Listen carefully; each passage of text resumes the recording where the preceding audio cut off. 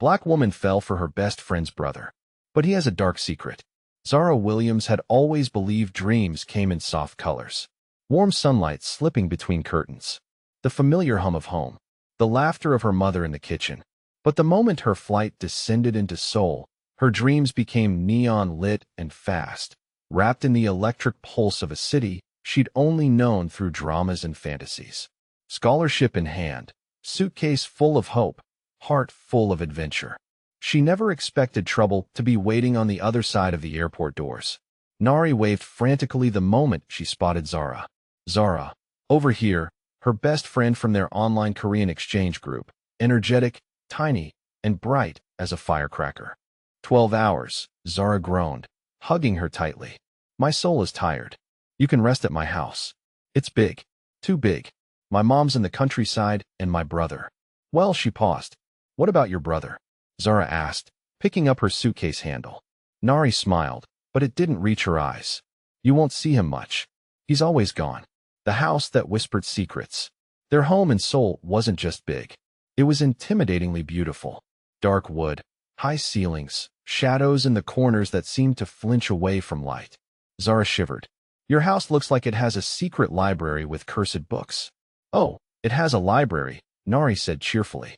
But my brother said not to go in. Another pause. Just don't. They ate ramen, unpacked, talked until Nari's eyelids drooped, and then she left early the next morning for her campus club meeting. Zara, still jet-lagged and confused about the house's layout, woke up needing the bathroom. She walked down the hallway barefoot, yawning, rubbing her eyes, and opened the wrong door. The man behind the wrong door. At first, she thought the room was empty.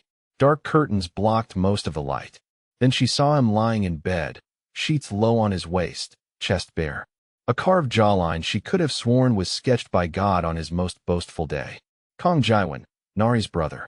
Except nothing, not one photo Nari had ever shown, prepared her for this. His hair was messy, slightly damp, like he just stepped out of a shower before collapsing into bed. His breathing was slow, the kind that belonged to a man who didn't get enough sleep, yet moved through life with discipline. Then his eyelids lifted. Dark eyes, sharp, dangerous, awake far too quickly. He didn't bolt up in surprise. He assessed her slowly, calmly, like a man used to unexpected things showing up at his door. Wrong door. His morning voice was low, gravelly, almost sinful. Zara's brain malfunctioned. Oh my God. Totally wrong door. She backed up so hard she hit the hallway wall, but his eyes stayed locked on hers the entire time. Heavy, piercing, a little amused, and something else, something that made her breath catch. Interest, claiming something he hadn't even touched yet. His presence lingered. At breakfast, Zara tried to act like she hadn't just seen a man sculpted from sin itself. Nari handed her kimchi and rice. So, first night in Korea. How was it? Zara nodded aggressively. Perfect. Fantastic. Loved it. Amazing house. Very nice walls. Good doors. Normal doors. Nari blinked. Are you okay? Before Nari could pry, footsteps echoed from the stairs. Slow, measured, commanding. Zara tensed. He appeared. Kang Jaewon fully dressed now. Black shirt, rolled sleeves, expression unreadable. But his eyes went straight to her. Not accidentally. Not subtly, direct, purposeful, like he remembered every detail of how she looked standing in his doorway. Nari sighed loudly. Jaewon, be nice. This is my best friend from Nigeria. She's staying with us. His gaze didn't shift. I know that deep voice again. Zara swallowed. Nari leaned closer and whispered, remember rule number 1. Never date my brother. I'm serious. Zara nodded, but her eyes betrayed her. Because Jaewon hadn't stopped staring. And the worst part, her heartbeat wasn't scared. It was curious, awake, dangerously alive. The first week in the Kang household taught Zara something important. Jaewon wasn't just quiet.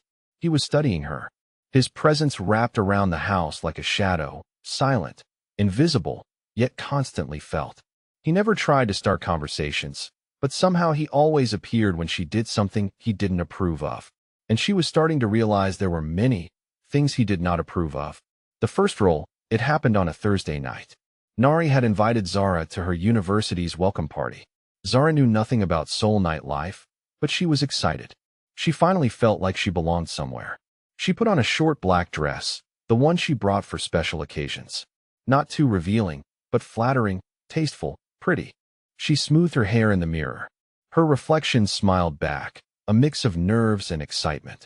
Then the bedroom door slid open. She turned and nearly dropped her lipstick. Jaiwan was standing there, leaning against the frame, dressed in all black.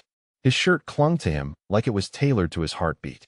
He had a silver watch and his hair was styled back in that effortless, dangerous way. But his eyes traveled down her body slowly. Too slowly. He asked, voice low, "Are you going dressed like that?" Zara blinked. Out with Nari." She laughed. "No, I wasn't asking for permission." He stepped into the room. Not close, but close enough that she felt his heat. "Change the dress." "Why would I change? Do I look bad?" "That's the problem." He snapped quietly. "You look very good." "Too good." Her breath caught. "You can't go out looking like that alone." "I'm not alone. I'm going with Nari." "That girl gets drunk on orange juice," he muttered. "She's not protection." She folded her arms. "I don't need protection." He looked at her as if she'd said something naive, something dangerous. "In Korea," he murmured, "a woman who looks like you walking alone at night is asking for trouble." His tone softened on the last word. Not gentle, but warning. She swallowed. "Oh, I'll take a taxi." His jaw tensed. "Zara," he said, voice dropping dangerously low. "Change the dress." Her heart fluttered with irritation and something else she didn't want to name. "Fine," she said. "I'll put a jacket on." That muscle in his jaw ticked again, but he let her pass barely. The second roll. Downstairs, Nari was still getting ready. Zara grabbed a water bottle from the fridge while Jaiwan hovered nearby like a storm cloud. "What now?" she asked. "No drinking." She nearly choked. "Excuse me. You heard me. You're not my father." "No," he said, eyes dark and steady. "I'm worse. And that's supposed to convince me. I don't need to convince you. I'm telling you." She stared at him, disbelief mixing with an unwelcome warmth in her stomach. "What exactly is your problem with me going out?" He exhaled through his nose, a slow, controlled release of something sharp. "My problem," he murmured, stepping closer, "is that other men will look at you." Her pulse stuttered. "So I don't like it." Her mouth parted. Words failed her. This was insanity. It was inappropriate. It was possessive, and it made her skin tingle. The party. They left anyway. Nari hadn't heard the conversation. Too busy texting the party group chat. As they walked out, Zara felt the weight of Jaiwan's gaze on her back. At the curb, he appeared again, quiet, unexpected, watching as they got into the taxi. His eyes locked on Zara through the window, and something in his stare said, "Don't make me come after you." Inside the party, music thumped, lights flashed, students danced everywhere. But Zara wasn't fully present. Her mind kept replaying his voice. "I don't like other men looking at you." What did that even mean? Was he jealous, overprotective, or simply controlling? None of the answers made sense. Yet, she kept touching the spot on her wrist where he'd almost grabbed her earlier. Almost as if he was holding himself back from something he desperately wanted. The third rule broken. A guy approached her near the drink table, smiling. "Is he going?" "Hey," he said. "You're new here, right?" Zara smiled politely. "Yeah, first week. I'm Jaehyun. Want to dance?" Before she could answer, her phone vibrated. A message from an unknown number. "Don't dance with him." Her heart stopped. Another message followed seconds later. "I'm outside." She swallowed hard. "Sorry," she told Jaehyun. "I need a moment." She pushed through the crowd, stepped outside, and found him. Jaiwan leaning against a sleek black car, suit jacket off, sleeves rolled, hands in pockets, watching her like he already knew she would come. "What are you doing here?" she asked, half breathless, half terrified. He pushed off the car and walked toward her. "You broke the rules." "I didn't. I didn't drink. I didn't smoke. You entertained another man." "I talked to him," she shot back. "That's not a crime." "It is to me." Her pulse thudded. "You don't own me, Jaiwan." He stepped closer, close enough that she felt his breath on her cheek. "No," he whispered. "But I want to." Her knees went weak, and deep down she knew. This wasn't about rules. It was about control, desire, possession, and danger. A danger she couldn't resist. Zara had never been the type to attract drama. She minded her business, lived quietly, stayed out of trouble. But trouble wasn't avoiding her. Trouble was following her. Trouble had a name. Kong Jaiwan. The party that turned into a storm. Inside the party, the energy was electric. Flashing lights, Music so loud it vibrated in her bones.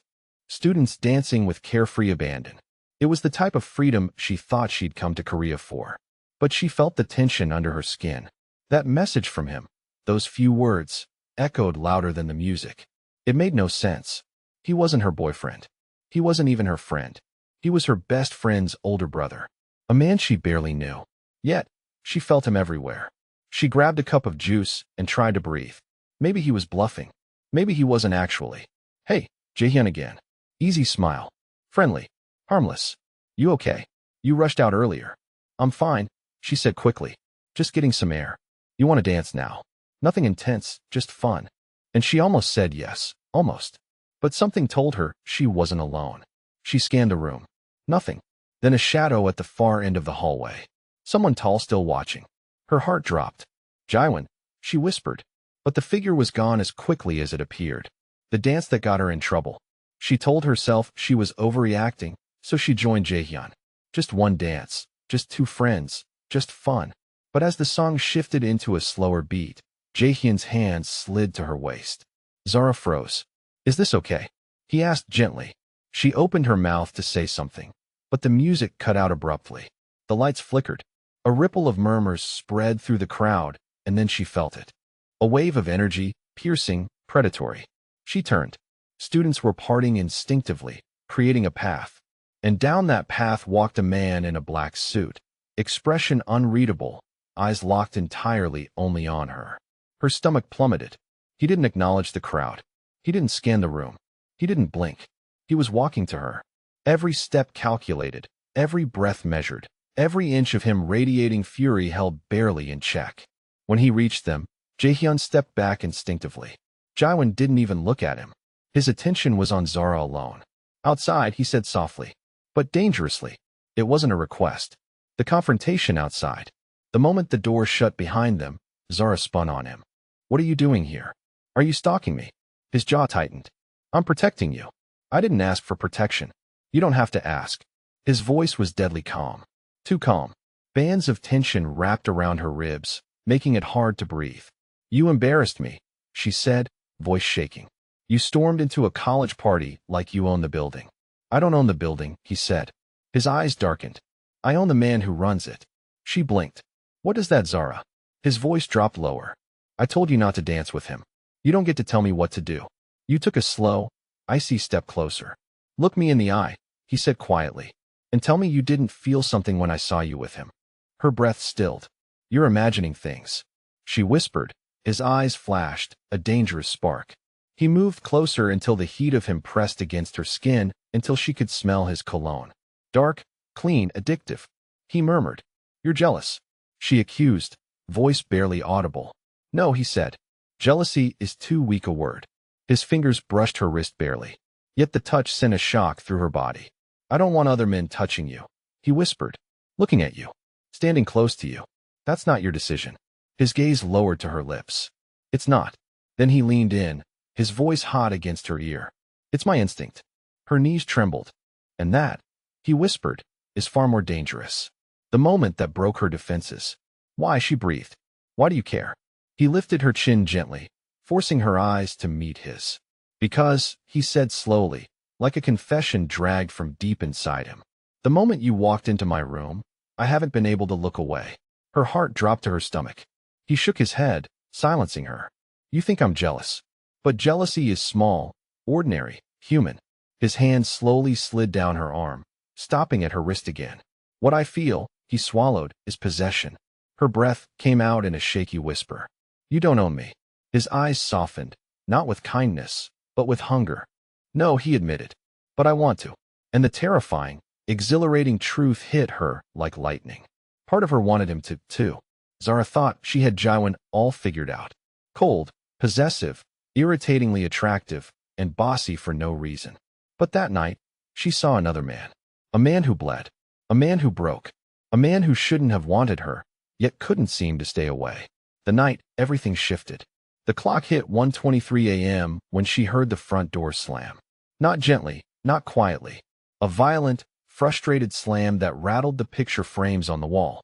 She wasn't supposed to be awake, but the sound dragged her from her bed like a magnet. The lights were off downstairs. The house felt colder than usual. A silence, so heavy it felt like someone had dropped grief into the air. She crept down carefully. At first, she didn't see him. Then she did. Jaiwan was sitting on the couch, elbows on his knees, chest rising and falling like he'd run a marathon. Black shirt torn, knuckles bruised, bleeding, a faint cut on his cheekbone. He didn't move, didn't flinch. He just stared at the floor like something terrifying was replaying in his mind. Zara's heart squeezed painfully.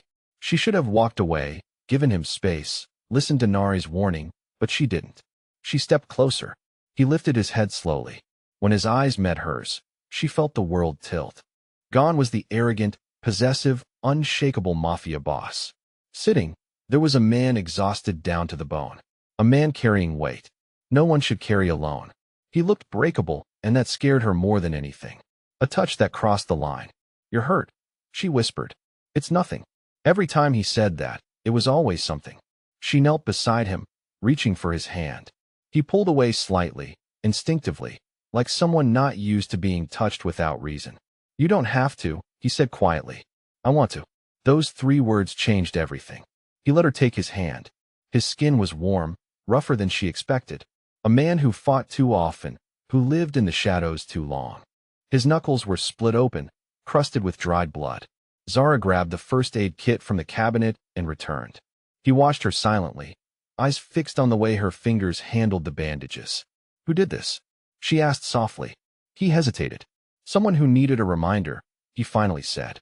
"That violence isn't a reminder," she whispered. "It's a warning." His jaw clenched. Sometimes warnings are necessary. Her hands trembled slightly, whether from fear or something else she didn't know. But she kept cleaning his wounds carefully. "You shouldn't get hurt," she said. "I'm used to it. You shouldn't be." Something flickered in his eyes. "And you shouldn't be here at this hour," he murmured in front of me, "touching me like this. Because I don't have control right now." Her breath hitched. His voice, low, rough, sincere, slipped under her skin. "And when I lose control," he swallowed, eyes darkening. "I do things I shouldn't." The moment they crossed the line, she should have stepped back, stopped touching him, walked away instead. She brushed her thumb gently across his cheek, wiping away the tiny smear of dried blood. His breath stopped. He caught her wrist, not to stop her, but to hold it against his skin. His hand tightened, warm, desperate. "Zara," he whispered. Her name sounded like a prayer he wasn't supposed to say. She stared into his eyes and saw it. A storm he couldn't hide anymore. Be fear. Yearning. Slowly, he leaned in. He didn't kiss her at first. He just rested his forehead against hers, breathing her in like her nearness alone was enough to steady him. "This is wrong," he murmured. His breath trembled. "I shouldn't want you." Her lips graced his as she whispered back. "Then don't." A lot, a challenge, a plea. His hand slid to the back of her neck, and then he kissed her. Not soft, not hesitant, but deep, consuming. 6 months of suppressed desire unleashed in a single moment. Zara melted into him, fingers gripping his shirt, heartbeat syncing with his. He smelled like danger and cologne and something heartbreakingly human. He pulled back only when they were both breathless. His forehead pressed to hers again. "This shouldn't have happened," he said quietly. "I know. We can't do it again." She nodded. But then he kissed her again. Longer, slower, like he already knew they were lying. Their lips parted, but their connection didn't. "This is going to ruin us," she whispered. His thumb brushed her jaw. "Then let it." Zara had always known something was wrong with this house. Not the architecture, not the silence, not even Jaiwan's unpredictable moods. It was the shadows. They moved strangely here, followed strangely, watched strangely. And tonight, they showed their teeth. A house too quiet. Ever since the kiss, that wasn't supposed to happen, but did twice. The kiss that still burned on her lips. Jaiwan had disappeared. 3 days. No footsteps in the hallway. No voice drifting from the kitchen. No brooding presence in the living room. He was gone. Nari was worried too, but she covered it with fake enthusiasm. "Jaiwan always travels," she said. "He'll be back." But her eyes darted away. Her fingers shook. She wasn't telling the whole truth. Zara felt it deep in her bones. Something was off. The wrong sound in the wrong place. The house was quiet that evening. Too quiet. Nari had gone to study with friends. Zara stayed behind to write an essay, but her focus shattered when she heard it. A muffled yell, maybe coming from downstairs. Her blood turned cold. Maybe she imagined it. Maybe it was the TV from next door. Maybe there was again a choked, strangled sound. Not imagination. Not a TV. Not normal. Zara followed the sound through the hallway, unsure why curiosity outweighed fear. Her footsteps slowed as she reached a door she'd never seen open before. A basement door. One Nari had never mentioned. One Jaiwan had never spoken of. The yelling grew louder. Her heart hammered as she pressed her palm against the door. Unlocked, her throat closed. Don't do this. Turn back. Call someone. But she opened it. The descent. The basement stairs were made of concrete. Industrial. Wrong for a family home. As she stepped down, the smell hit her. Metallic and sharp blood. Her stomach flipped. Light flickered at the bottom. Harsh white fluorescence buzzing like dying bees. And then she heard voices. Oh, menacing, familiar. Jaiwan's voice. Zara froze on the last step. She didn't want to go forward, but her legs betrayed her. She stepped into the basement, and her world shattered. The secret. There were 3 men in the room. 2 of them she'd never seen. Big masked, intimidating. The third, Jaiwan, still in his black suit. Tie gone, sleeves rolled up, jaw like a blade. Blood splattered his shirt. He stood over a man tied to a chair, bruised and bleeding. The man begged in Korean, sobbing, pleading for mercy. Jaiwan didn't move. He just stared at the man like he wasn't a person, like he was a problem. Disdain. A mistake. Zara's breath hitched loud enough for him to hear. His head whipped toward her instantly, and everything froze the moment he saw her. Zara. Her name wasn't a question, it was a curse. He moved so fast she stumbled back. He grabbed her shoulders before she could fall. His voice was razor sharp, panicked, furious, terrified. I heard something. She whispered. I didn't know. I didn't know this. I didn't know you. He exhaled shakily, a sound full of anger and something much deeper. You weren't supposed to see this. She pushed against his chest, shaking. This man, you're hurting him. What is happening to you? What is this? He closed his eyes briefly. A pained expression washed over him. I told you, he said, voice low and raw. I'm not someone you should love. Her breath broke. She whispered. Who said anything about love? You did, he said softly, eyes burning into hers. Every time you looked at me, her heart cracked open. Is this who you are? She asked, voice trembling with fear and betrayal. A criminal. He swallowed hard. I am the criminal. The words hit like a slap. Not a criminal. The one people whispered about. The ghost of Seoul's underworld. The man every gang feared. Zara stumbled back, tears burning her eyes. Why didn't you tell me? Because you would have left, he rasped. I should leave, she said, voice barely audible. His jaw clenched so tight she thought it might break. But you won't, he whispered. You came down here. Her knees buckled. Fear, confusion, heartbreak crashing into her all at once. He caught her before she fell, pulling her against his chest with a desperation she'd never seen in him before. I didn't want you to know, he said, voice shaking. I wanted just for once, something good, something pure.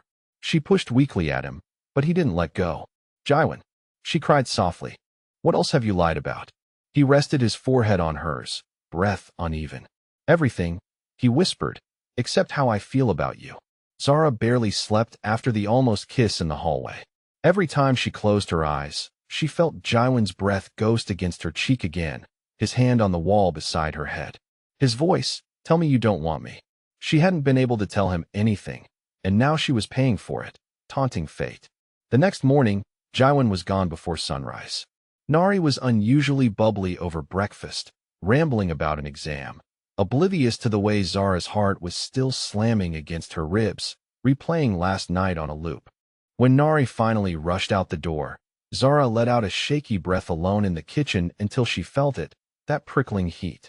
He was leaning in the doorway, silent, watching. His white dress shirt sleeves were rolled to the elbow, exposing looping ink along his veins. His eyes were unreadable. Not cold, not warm, but dangerous in a slow, simmering way. Morning. Her voice cracked. He didn't answer. He only stepped closer. Every movement unhurried, measured, like a predator who knew his prey wasn't running. Without speaking, he reached past her and took the mug she was holding. His fingers brushed hers lightly, deliberately. You didn't sleep.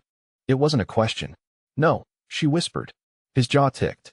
You're thinking too much. Because of you. She wanted to say instead about what happened last night. His eyes hardened. It shouldn't have happened. Her heart dropped until he leaned down, lips almost at her ear. But it will happen again. A shiver rippled through her. He stepped away before she could speak, grabbing his keys. Listen carefully. His tone sharpened. Don't leave the house today. Because I said so, he said, as if that explained everything. And then he was gone, leaving her with nothing but questions and a heartbeat that wouldn't calm. A message she was never meant to see. By afternoon, the walls of the penthouse felt too quiet. She paced, tried studying, tried cleaning. Nothing helped. Every soft sound made her think he was back. When her phone buzzed on the sofa, she assumed it was Nari, but it wasn't a text. It was a notification from Jaiwan's tablet left on the table. It had synced, and the preview said, "We found her. Bring the girl." Zara froze. Girl? Who were they talking about? Her pulse spiked. Curiosity, fear, instinct. They all collided. She shouldn't open it. She really shouldn't. She opened it anyway. A group message from unknown numbers. Encrypted. Boss, do you want us to extract the target quietly?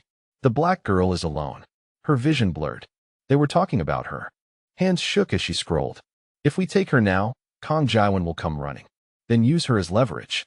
Force him to hand over the ledger. She didn't know what that was, but they clearly thought she was important enough to threaten him with. Her knees buckled. Was this his dark secret? Was this why he didn't want her outside? Why he kept controlling everything? Who she talked to? Where she went because the world outside wasn't just dangerous. It was dangerous because of him. She slammed the tablet shut, breathing hard, and then a sound behind her. A door unlocking. She spun, panic flooding her veins, only to find Jaiwan stepping in, his expression sharp, tense, like he'd been fighting with the world itself. He stopped when he saw her face. What happened? His voice was low, lethal. She pointed at the tablet. I saw your messages for the first time since she'd known him. Something like shock flickered across his features. Then it was gone. They're watching me, she whispered. And they're using me. Yes, he said. She recoiled. No explanation, no apology, no anything. His eyes softened barely. You were never supposed to see that. That's all you have to say. Jaiwan, someone wants to kidnap me because of you. His jaw clenched so hard the muscle twitched. That's why I told you to stay inside. That's why I made rules. That's why. That's not protecting me, she snapped. That's locking me up. He stepped closer.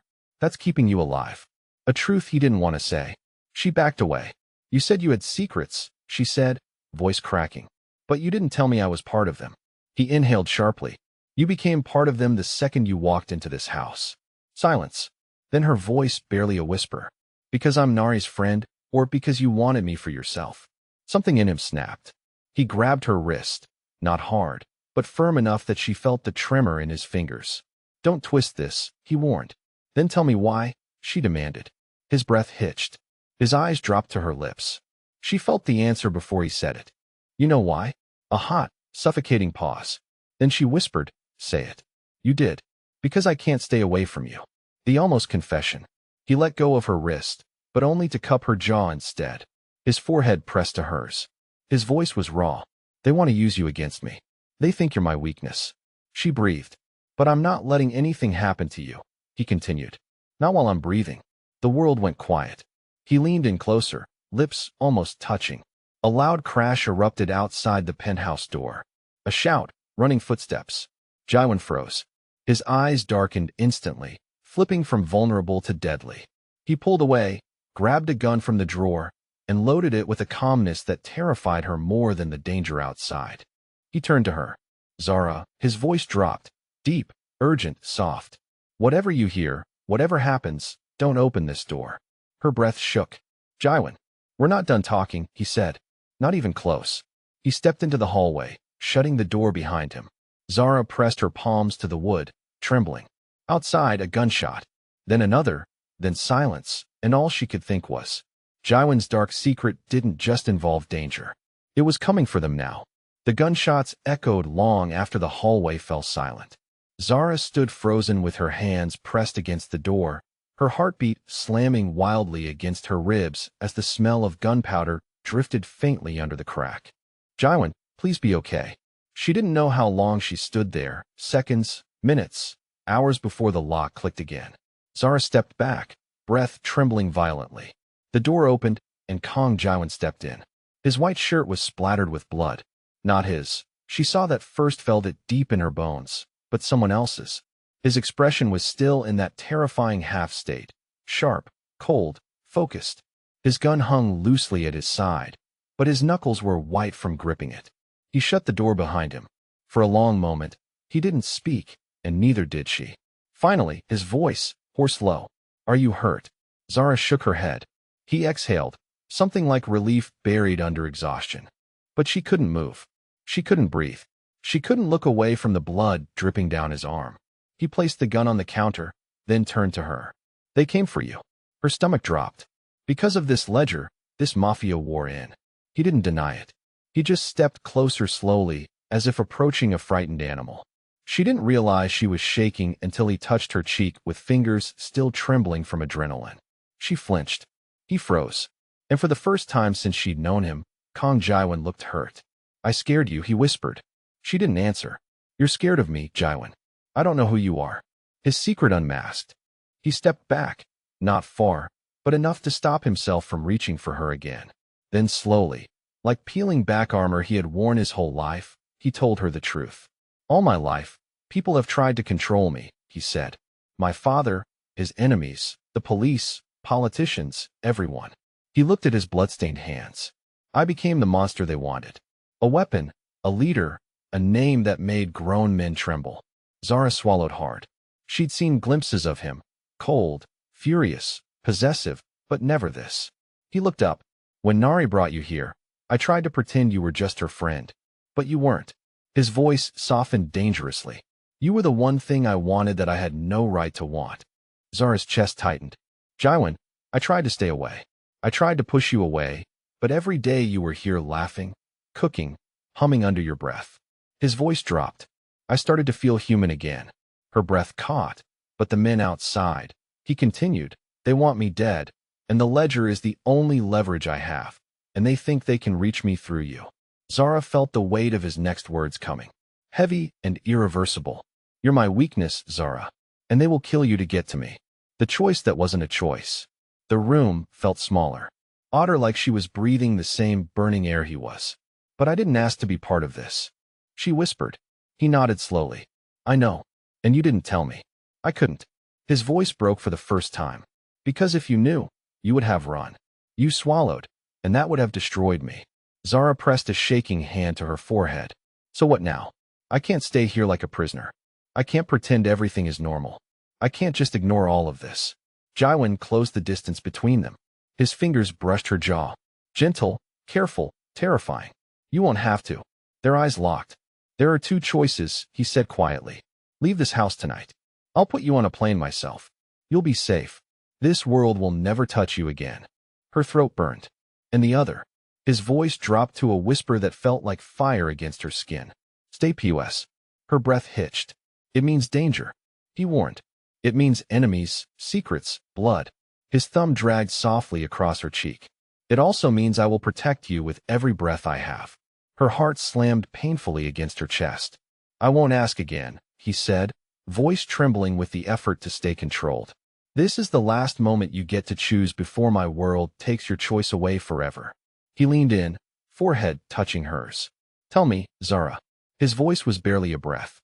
"Do you want to run from me? Another beat? Or do you want me?" Her answer. Zara's mind swirled with everything. The dangers, the blood, the obsession in his eyes, the softness he tried so hard to hide. The way he said her name like a prayer, her heart already knew. Her lips parted. "I should run," she whispered. Jiwan closed his eyes as if bracing for impact. "But I'm not going to." His eyes snapped open. "Zara." She lifted her trembling hand and touched his cheek. "I want you," she breathed. "Even if I shouldn't. Even if it's dangerous. Even if it's wrong." His breath hitched, sharp broken. Then he grabbed her waist and kissed her. Not gentle, not careful, but desperate, claiming as if he had been dying for this moment for months. Her hands tangled in his hair. His grip tightened on her hips. Their world, dangerous, chaotic, forbidden, collapsed into a single undeniable truth. She had chosen him. And whatever came next, they would face it. The morning after the storm, Zara woke wrapped in warmth and silk sheets that smelled like danger and expensive cologne. For a moment, she forgot where she was, forgot the blood on the walls downstairs, forgot the choice that changed everything. Then she felt him. Kong Jaiwan's arm draped protectively across her waist, his breathing steady against her neck, his body curved around hers like armor.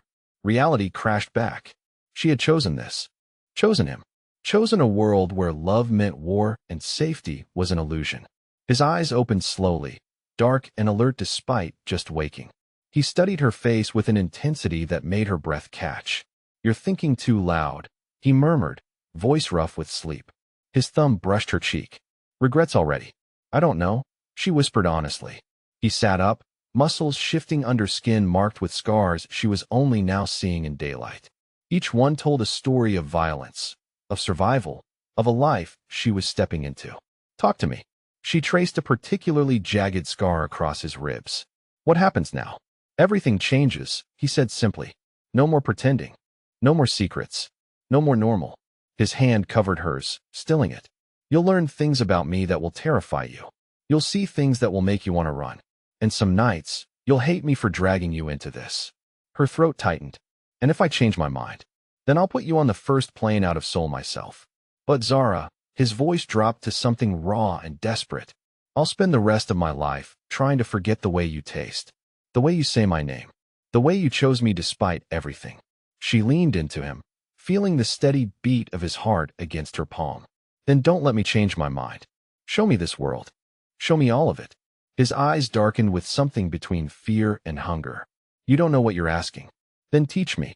Outside, Seoul was waking up. Inside, Zara Williams was being reborn. The first lesson came before breakfast. Jaiwan led her to a room she'd never seen, hidden behind a bookshelf that swung open at his touch. Inside was something that belonged in a different world. Weapons lined the walls. Knives, guns, things she couldn't even name. A training mat dominated the center. Mirrors reflected back infinite versions of herself looking small and out of place. "This is where you learn to survive," he said, his tone shifting to something colder, more professional. "In my world, weakness gets you killed, and anyone who wants to hurt me will come for you first." The training was brutal. He taught her how to palm a knife, how to read a room for exits, how to spot when someone was carrying a weapon, how to move silently, how to disappear in a crowd, how to kill with everyday objects. "Your size is an advantage," he explained, demonstrating a move that could drop a man twice her weight. "They expect fragile. Give them deadly instead." Sweat dripped down her spine as she practiced the movements over and over. Duck, pivot, strike. Check your exits. Trust your instincts. Never turn your back on anyone. But it was more than physical training. It was mental, emotional. He made her memorize faces of his enemies, their habits, their weaknesses. He taught her how to lie convincingly, how to read micro-expressions, how to blend into different social circles. "You're not just learning to fight," he told her during a water break. "You're learning to think like a predator instead of prey." The shift was subtle but undeniable. Each day, she felt herself changing, hardening. The girl who had stumbled into his room by accident was disappearing, replaced by someone sharper, more dangerous. Someone who belonged in his world. And through it all, the tension between them simmered. The brush of his hands correcting her stance. The way his eyes tracked her movements. The satisfied sound he made when she finally mastered a particularly difficult technique. Fighting was foreplay. Training was seduction. And every shared glance was a promise of what came after. 3 weeks into her transformation, she pinned him during sparring. Knife to his throat, legs wrapped around his waist, both of them breathing hard. He looked up at her with pure pride. "There she is," he breathed. "My beautiful, deadly girl." She kissed him then, knife still pressed to his throat, and felt him smile against her lips. "Now I'm scared of you too," he murmured. "Good," she replied, and meant it. The test came without warning. Zara was walking back from the university library alone, despite Jaiwan's rules, because she needed to feel normal for just 1 hour. She needed to remember who she used to be before knives and gunpowder became part of her daily vocabulary. She noticed them too late. 3 men, moving with the coordinated precision Jaiwan had taught her to recognize. Professional. Dangerous. Hunting. Her training kicked in instantly. Check your exits. The alley to her left was too narrow. The street ahead was too empty. Behind her, more movement. They'd herded her perfectly. Trust your instincts. Something was wrong about their positioning. This wasn't a kidnapping. This was a test. Or an execution. Her hand found the knife hidden in her jacket, the weight familiar now. The first man approached with a smile that never reached his eyes. "You're far from home, little bird," he said in accented English. "Boss wants to meet you." Her mind raced through possibilities. Run and probably die. Fight and definitely get hurt. Or use what Jaiwan had taught her about reading people, about finding weakness and strength. She smiled back, playing the innocent student. "I'm sorry, I think you have me confused with someone else. I'm just heading home." His smile widened. "No confusion. You're exactly who we're looking for." The moment he reached for her, her training took over. Palm strike to his throat, knee to solar plexus as he doubled over. Knife in her hand before he hit the ground. The other two moved faster than she expected. Professional fighters, not street thugs. She danced between them, using her size and speed, everything Jaiwan had drilled into her. Duck, pivot, strike. Check your exits. Trust your instincts. The knife found flesh. Blood sprayed hot across her face. Someone screamed. She realized it was her. And then gunshots echoed off the buildings. The remaining attackers dropped instantly, efficiently. Jaiwan materialized from nowhere, moving like death itself, gun still smoking in his hand. His eyes found her first, scanning for injuries with desperate intensity. "Are you hurt?" She shook her head, though she was trembling violently. The knife was still in her hand, slick with someone else's blood. "Look at me," he commanded, holstering his weapon. "Look at me, not them." She forced her eyes to his face, seeing her reflection in the dark depths. "You did exactly what I taught you," he said firmly. "You survived. You fought back. You lived." She had killed someone. Actually killed another human being. The weight of it hit her like ice water. "I can't," she whispered, knees threatening to buckle. "Yes, you can. Because this is who you are now. This is who you chose to be." He pulled her against his chest, gun hand stroking her hair. "My beautiful, deadly girl." And despite the horror, despite the blood, despite everything, she felt proud. Proud that she had survived. Proud that she had fought. Proud that she was becoming exactly what his world demanded. Strong enough to stand beside him. Dangerous enough to be his equal. The revelation came at dinner 3 days later. Nari sat across from them, picking at her bulgogi with unusual silence. Zara had been dreading this conversation, knowing it was inevitable. Her best friend wasn't stupid. She'd noticed the changes. The way Zara moved differently now, with predatory grace. The way she and Jaiwan looked at each other. The way she'd come home with blood on her clothes. Finally, Nari set down her chopsticks. "I know," she said simply. Both of them froze. Zara felt her stomach drop. "You know what?" Zara asked carefully. "Everything. What my brother really does. What you've become. What's happening between you two." The silence stretched like a wire under tension. Jaiwan's expression had gone completely neutral, which somehow made him more terrifying than when he was angry. "How long?" he asked, his voice deadly quiet. "Since I was 15, Nari replied, meeting his eyes steadily. "Since the first time I saw you come home covered in blood and lie to me about it. Since I started noticing how people looked at you on the street. Fear. Respect. The way they got out of your way without even knowing why." Jaiwan's jaw worked. "You should have said something. I should have left. But I didn't want to abandon you. And I didn't want to end up like our father." The words hung in the air like smoke. Their father. Another piece of the puzzle clicking into place. He wasn't just any businessman, Nari continued, looking at Zara now. He built this empire. Jaiwan inherited it when he was 19. Had no choice but to become what the organization needed him to be. Zara felt like she was seeing Jaiwan clearly for the first time.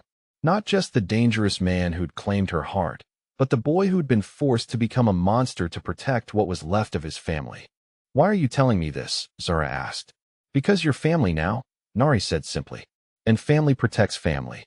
Even when it's terrifying. Even when it's bloody. Even when it means becoming something you never thought you could be." She looked between them. These two people who'd become her anchor in a storm she'd chosen to walk into. "But I have rules," Nari continued, steel entering her voice. "You don't lie to me anymore. Either of you. And if anyone comes for her," she gestured to Zara, "they come for all of us." Jaiwan nodded slowly. something like relief crossing his features. Agreed. Zara felt tears burning her eyes. She'd found a family in the most unlikely place. A family built on danger and secrets and blood, but family nonetheless. And for the first time since she'd stepped into this world, she felt like she truly belonged. "We're all crazy," she said finally. "Completely insane." Nari grinned, looking more like herself than she had in weeks. "Welcome to the family business." The enemy had a name and a face and a hunger for everything Jaiwan had built.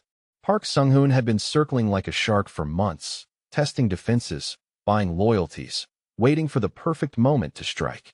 The moment came when he learned about Zara. Intel reached Jaiwan through channels he trusted, painting a picture that made his blood turn to ice. Sung-hoon didn't just want the territory or the business. He wanted to break Jaiwan completely, and he knew exactly how to do it. "They'll come for her when she's alone," his informant explained during a midnight meeting in an abandoned warehouse. "Make it look random. Street crime. By the time you find her, it'll be too late." Jaiwan felt something dark and primal rise in his chest. The beast that he'd kept chained for years, the monster that his father had cultivated, roared to life. "No one touches her. No one even looks at her wrong." The hunt began immediately. He pulled in every favor, activated every asset, turned the screws on every contact. Seoul's underworld became a web with Sung-hoon at the center, and Jaiwan was the spider drawing the strands tighter. But Sung-hoon was clever. He'd been planning this war for years, and he'd learned from others' mistakes. He knew Jaiwan's patterns, his weaknesses, his blind spots. The attack came from an unexpected direction. Not at Zara directly, but at the university. A bomb threat that cleared the building just as she was leaving her evening class. In the chaos of evacuation, professional kidnappers moved with surgical precision. Jaiwan got the call while he was across the city, handling what he now realized was a diversion. 3 words that stopped his heart: "We have her." The voice on the phone was cultured, amused, satisfied. "Hello, Kong Jaiwan. I believe you have something of mine. And now I have something of yours." The address he was given led to an abandoned factory on the outskirts of the city. A place where screams wouldn't carry and blood would soak into concrete that had seen too much of both. Jaiwan came prepared for war. Armed to the teeth, backup positioned strategically, every contingency planned for. But as he approached the building, he knew with cold certainty that this was bigger than just him and Sung-hoon. This was about sending a message to the entire organization. Show weakness once, and the wolves would never stop circling. Inside the factory, Sung-hoon waited with theatrical patience. Zara was tied to a chair center stage, blood trickling from a cut on her lip, but her eyes blazing with fury instead of fear. She'd fought them. "Good girl. You trained her well," Sung-hoon observed, circling her like a predator. "But training only goes so far. In the end, she's still just a girl who stumbled into a world she doesn't understand." Jaiwan kept his expression neutral even as rage threatened to consume him. "What do you want?" "Everything," Sung-hoon replied simply. "Your territory, your operations, your life. But I'm feeling generous, so I'll give you a choice. Walk away from it all, and she lives. Refuse, and well," his smile was blade sharp, "I'll make sure you watch every moment of her pain before you join her." The silence stretched between them, heavy with threat and promise. Then Zara spoke, her voice clear and unwavering. "Jaiwan," she said, never taking her eyes off Sung-hoon. "Remember what you taught me about reading people. His weakness isn't strength. It's pride." The moment the words left her lips, Jaiwan understood. Sung-hoon's entire plan relied on Jaiwan's predictable reaction, his need to protect what was his. But Zara had seen what he'd missed. This wasn't just about power. It was about proving that Sung-hoon was the better predator. And predators could be baited. What Jaiwan did next would either save them both or destroy everything he'd built. But as he looked at the woman he loved, bloody but unbroken, dangerous in her own right, he realized the choice had already been made.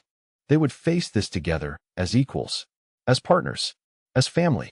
The war ended not with explosions, but with psychology. Jaiwan had learned many things from his father, but the most important was this: the strongest weapon wasn't fear. It was patience, and he had taught Zara well. While Sung-hoon postured and threatened, making speeches about power and territory, Zara had been working. The ropes that bound her were looser than they appeared.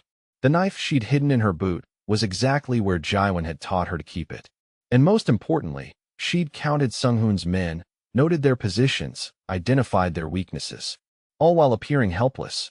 "You talk too much," she said suddenly, her voice cutting through Sunghoon's monologue. He turned to her, eyebrow raised in amusement. "Excuse me. I said you talk too much. It's a weakness. You're so busy trying to prove you're the smartest person in the room that you forget to watch what's actually happening." Sunghoon's smile faltered slightly. "And what's happening?" Zara smiled back, and for the first time since entering this world, she felt completely, utterly herself. "What's happening is that while you've been talking, I've been counting. 7 men, 3 exits, 2 windows, 1 very angry boyfriend with a gun trained on your head from the rafters." The silence that followed was deafening. Sunghoon's eyes darted upward, confirming what they all now knew. Jaiwan had never intended to negotiate. This had been a trap from the moment he walked in, orchestrated by 2 people who'd learned to think as one. The gunshot was almost anticlimactic. Sunghoon dropped without ceremony, his grand plans dying with him. The remainder of his men, outnumbered and outmaneuvered, surrendered without a fight. As Jaiwan cut her bonds, Zara felt the adrenaline beginning to fade. "We make a good team," she said, flexing feeling back into her wrists. "The best," he agreed, pulling her against him. "But Zara, promise me something. Anything. Next time someone kidnaps you, try to look a little more helpless. It's bad for my reputation if my enemies think you don't need rescuing." She laughed, surprising herself. The sound echoed in the empty factory, bright and alive and completely out of place. "Then stop putting me in situations where I might get kidnapped. I'll do my best." But in this life, his expression grew serious. "There are no guarantees. Only the promise that we face whatever comes together." She kissed him then, tasting danger and triumph and the metallic edge of violence. When they broke apart, she knew with absolute certainty that she'd found where she belonged. Not in Korea, not in some fantasy of safety, but here, in the eye of the storm, with the man who'd taught her that love wasn't soft or gentle or safe. Love was choosing someone despite the cost. Love was becoming dangerous enough to stand beside them. Love was walking into hell together and calling it home. 6 months later, Seoul's underworld had a new queen. She was beautiful, she was deadly, and she was completely devoted to the king who'd claimed her heart. And if anyone was foolish enough to threaten what they'd built together, they would learn what Zara Williams had discovered in a basement that changed everything. Some people were worth becoming a monster for, and some loves were worth any price.